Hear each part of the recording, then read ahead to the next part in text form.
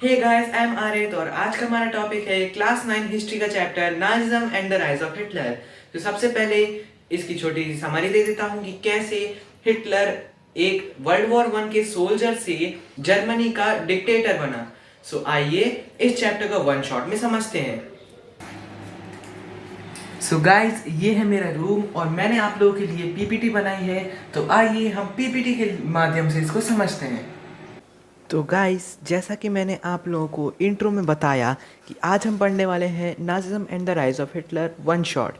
चलिए शुरू करते हैं।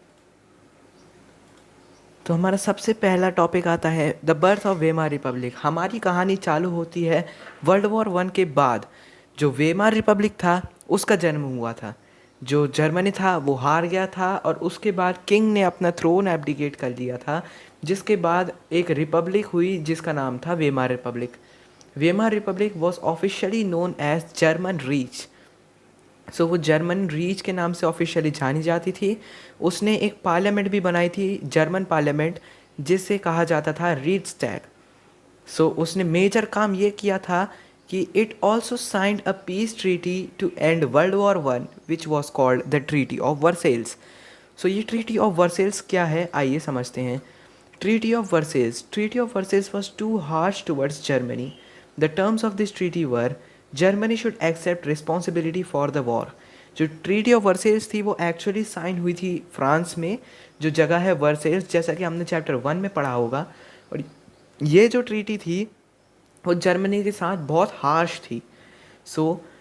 The terms of this treaty were Germany should accept responsibility for the war, pay reparations to the allies, it should not have its own army, it should give up its overseas colonies, and it should pay a world guild clause of 6 billion pounds. ये सारी जो थी वो treaty of Versailles के terms थी।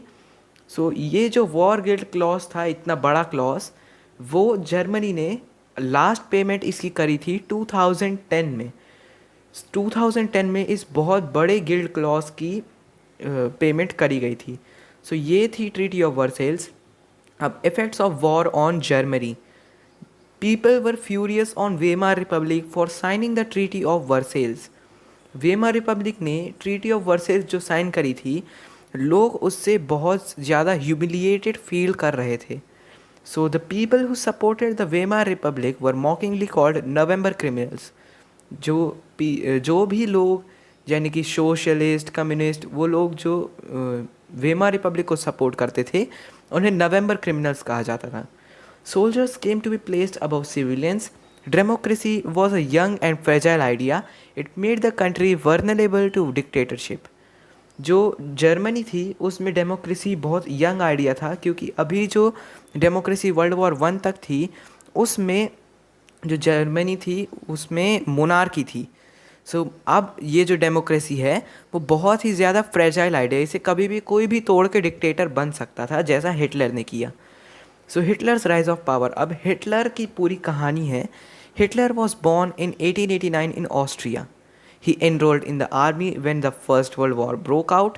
In 1919, he joined a small group called German Workers' Party. यहाँ तक Hitler जो था उसे कोई जानता नहीं था।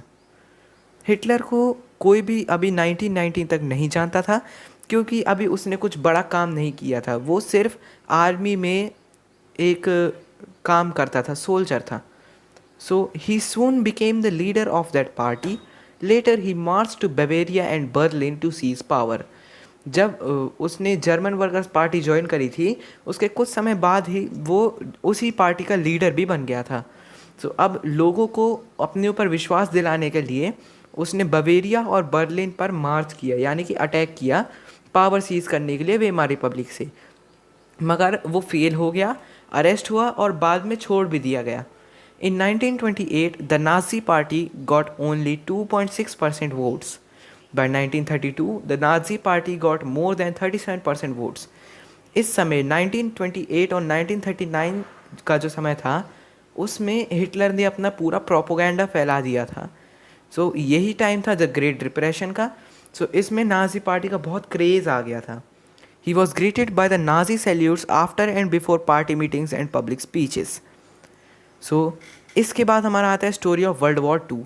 वर्ल्ड वॉर टू की जो स्टोरी है वो अब हमारे यहाँ पे आ जाती है कि कैसे जब हिटलर जब जर्मनी का जो डिक्टेटर बन गया था तब उसने वर्ल्ड वॉर टू की शुरुआत करी थी। कैसे? Hitler plan to expand his country and asked Czechoslovakia to give him the German speaking region of it called Sudetenland. जो सुडेटनलैंड का रीजन था वो हिटलर ने कहा चेकोस्लोवाकिया से कि हमें दे दिया जाए, और फिर उसके बाद उसने पूरा चेकोस्लोवाकिया ही ले लिया। सो जब उसने पूरा चेकोस्लोवाकिया ले लिया तब in September 1939 he invaded Poland while in partnership with Soviet union.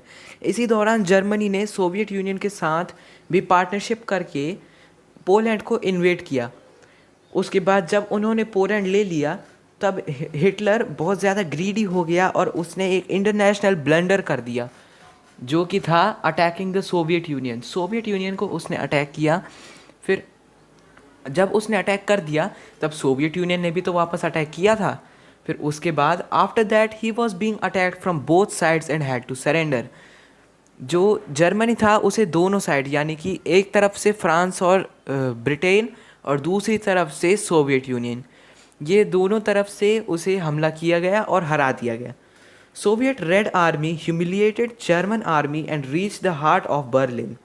Germany surrender to the allies in May 1945। मई 1945 में जर्मनी ने एलाइज को सरेंडर कर दिया। अब एलाइज कौन थे? एलाइज वही थे सोवियत यूनियन, फ्रांस और ब्रिटेन, ये सब एलाइज थे। मई 1945 में जर्मनी ने सरेंडर कर दिया और हिटलर ने इसी समय सुसाइड कर लिया था। After that Japan attacked USA's Pearl Harbor base and made USA enter in the war. So USA अभी तक वॉर में शामिल नहीं था। जब जापान ने उसके पर्ल हार्बर बेस पर अटैक किया था तभी यूएसए ने वॉर में एंट्री ली थी। Finally USA dropped atom bombs in Hiroshima and Nagasaki ending the war. Hiroshima और नागासाकी की बॉम्बिंग्स के बाद ये वॉर ख़त्म हो गई थी। अब after the war the Nazi world view. Nazi world view जो था वो according to Hitler there was no equality between people, only racial hierarchy. अब रेशियल हायरार्की क्या था? जैसे कि सबसे जैसे हिटलर के व्यू में सिर्फ blond, blue eyed, Nordic German Aryans जो थे वो सबसे टॉप सुपीरियर थे, और जो ज्यूज थे वो सबसे नीचे लोएस्ट रंग थे। जैसा कास्ट सिस्टम होता है वैसे ही similar to that racial hierarchy भी होता था। So Hitler's racism was borrowed from thinkers like Charles Darwin and Herbert Spencer. Charles Darwin और हर्बर्ट स्पेंसर बहुत ज़्यादा फेमस साइंटिस्ट थे जिनने एवोल्यूशन की खोज की थी और नेचुरल सर्वाइवल का थ्योरी दी थी। इन सब से हिटलर कहता था कि मेरी इंस्पिरेशन आई है। Another aspect of Hitler was Lebensraum meaning living space.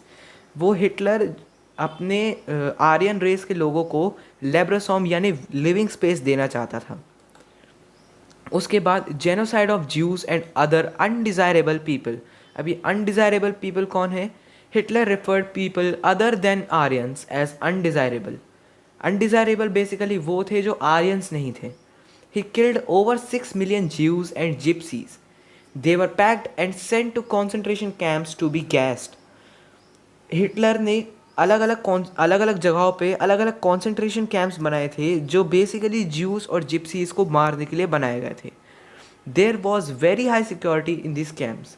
These camps were all over the country and even Germans who were mentally or physically disabled were killed saying that they were unwanted. So इसके बाद youth in Nazi Germany. अब ये youth in Nazi Germany था। Hitler removed Jewish children and teachers from schools. Schools से Jewish children और teachers को निकाल दिया गया। ही believed that schools must be purified and cleansed. He established various youth organizations for children. For children under 10 years, there was Young Walk. At 14 years, they had to join Hitler Youth, and after 18 years, the army. So, जो भी बच्चे थे 10 साल से कम के बच्चे, उन्हें जंग वॉक नाम की ऑर्गेनाइजेशन जो हिटलर ही चलाता था उसमें ज्वाइन होना पड़ता था। फिर जब वो 14 ईयर्स के हो जाते थे तब उन्हें हिटलर यूथ में ज्वाइन होना पड़ता था और फाइनली 18 ईयर्स के बाद उन्हें आर्मी में ज्वाइन होना पड़ता था। सो नाजी प्रोपोगंडा क्या था? Large rallies were organize to show power of Nazi party. Nazi party जो थी उसे वो अपनी पावर दिखाने के लिए बहुत बड़ी बड़ी पेड रैलीज ऑर्गेनाइज करती थी। They had Nazi banners and symbols with them. A huge applause was done after every speech of Hitler. Slogans such as Hail Hitler were in fashion. Supporting the Nazi party was a trend. Jews were portrayed as the killers of Christ and were murdered brutally. So ये जो सब चीज़ें थी ये Hitler की propaganda फैलाने की strategies थी, जैसे स्लोगन्स, अपलॉज यानी तालियां after every speech, supporting the Nazi party and juice जो थे उन्हें किलर्स ऑफ क्राइस्ट यानी क्राइस्ट के जो हत्यारे थे उनकी तरह दिखाना, ये एक प्रोपोगेंडा थी, नाजी प्रोपोगेंडा। और इसके चलते बहुत सारे ज्यूज़ को मारा भी गया था। इसी के साथ हमारा चैप्टर एंड होता है। ये वन शॉर्ट एक्सप्लेनेशन था इस चैप्टर का। आई होप आप लोगों को ये समझ में आ गया होगा।